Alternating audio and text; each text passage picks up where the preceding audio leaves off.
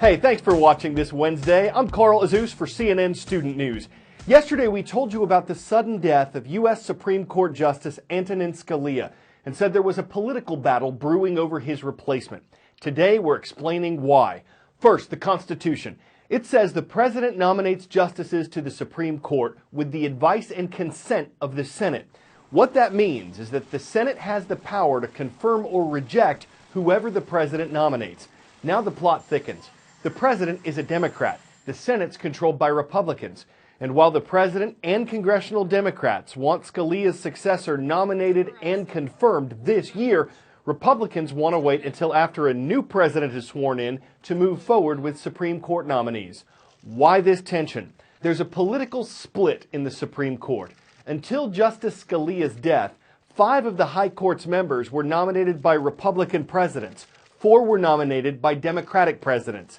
Now, though, the court is split 4-4. So the new justice could dramatically impact the cases that divide the court.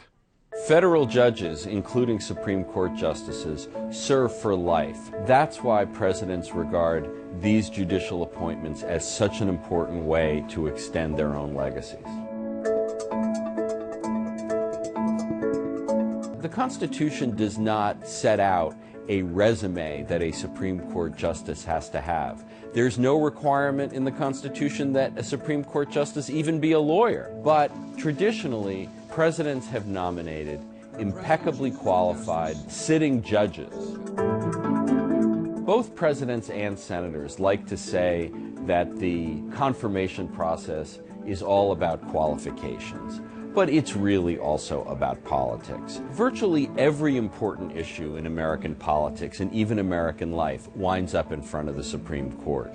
And they have the last word. Both the president and the senators trying to figure out how the nominee stands on the hot-button issues that the Supreme Court deals with. And that's why the senators will vote yes or no. There is no law that says a president can't nominate someone to the Supreme Court in his last year in office. The Senate, on the other hand, can run out the clock when they don't want a president to fill that seat.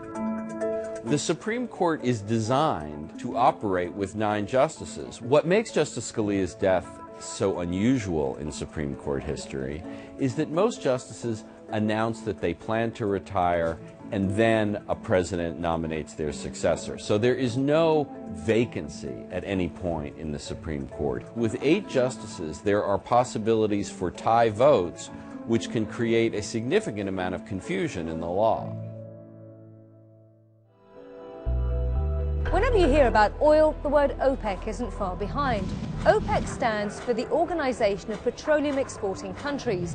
It's a group of 12 nations that have a lot of clout in the energy market because they produce about 1/3 of the world's total oil and export it around the globe. That's about 30 million barrels of oil every single day. It was formed in 1960, the goal to coordinate oil production to ensure that members are pumping enough supply to meet demand.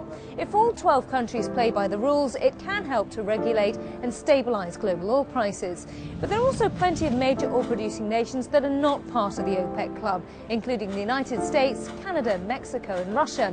And they don't attend OPEC meetings, and as such, they're not bound by the cartel's decisions.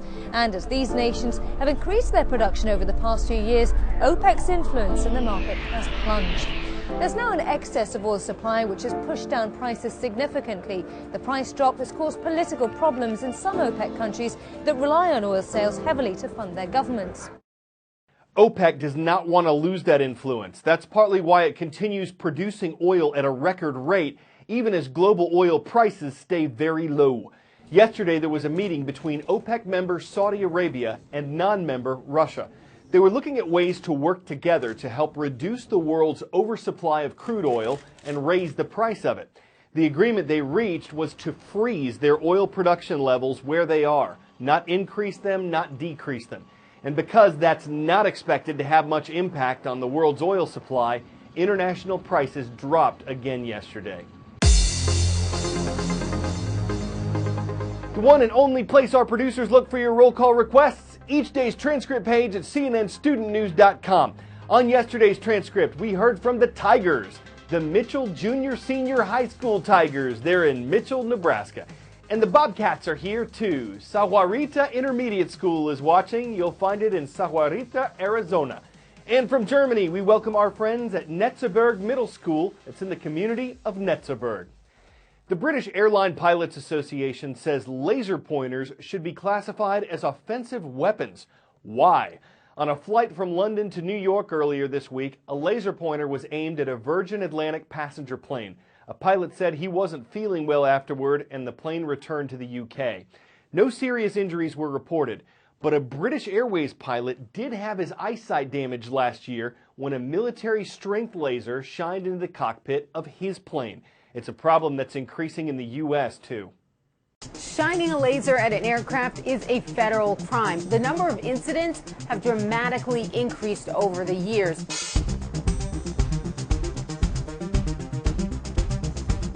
Through October 2015, there have been more than 5,300 laser strikes on aircraft. That's up roughly 37% from nearly 4,000 just last year. And compare that to 2006, where there were nearly 400. So what's the harm? Well, it can temporarily blind the pilot and even distract the pilot, who's thousands of feet in the air. There are several different color lasers. There are reds, there are greens, but the green light is what the human eye is most sensitive to. The eye sees green light 30 times brighter than it actually is, and that's why those green lasers are so dangerous. There are goggles that pilots can use to block out these laser beams, but the problem is that may also block out navigational lights that pilots do need to see. Lights on the runways, lights on other aircraft. So they can't use it during all phases of flight. In some cases, the pilots have been hospitalized, and doctors even say the laser can burn someone's retina, so there could be lasting damage. The bottom line is this is a distraction that pilots do not need at some of the most critical points of flight. NASA wants to know more about what long-term space flights do to the human body. And astronaut Scott Kelly is kind of a guinea pig. He's almost through with his mission to spend 342 days on the International Space Station. That will be a record for U.S. astronauts when Kelly comes back to Earth on March 3rd. Scientists are comparing the shape he's in with that of his twin brother back on Earth. And even though Scott has called the $160 billion space station a magical place, there are some things it cannot replace. So because we're in this environment that's like a laboratory in many ways, in some ways it's kind of like a submarine or a ship, but one in which you cannot leave, and one in which, you know, I'm at work when I go to sleep, I'm at work when I wake up. You know, I've been here since March. It's not like the days seem to go by slower, but definitely the whole period of time has, you know, it seems like a long time. A year now seems longer than I thought it would be. And so I definitely have an appreciation for, you know, certain things that that freedom and, you know, being on Earth provide. You know, it's different when you're in space and you're doing something that thinks is important. But I would, you know, kind of relish my freedom more after this experience, maybe than I did before.